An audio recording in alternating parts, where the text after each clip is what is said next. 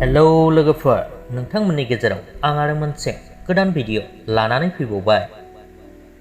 लोगोफोर, दिनैनि बे भिडिअआनो जादों बाक्सा डिस्ट्रिक्टनि मुंदांखा आरो जौगाफुनाय फावखुंग्रिफोरनि मुं आरो सावगारिजों लोगोसे बिथांमोननि हम टाउनखौबो खिन्थानानै होलांगोन।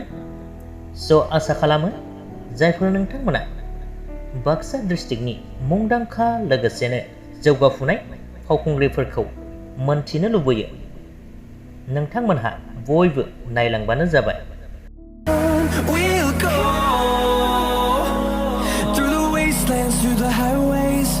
Till my shadow turns to sun rays, and on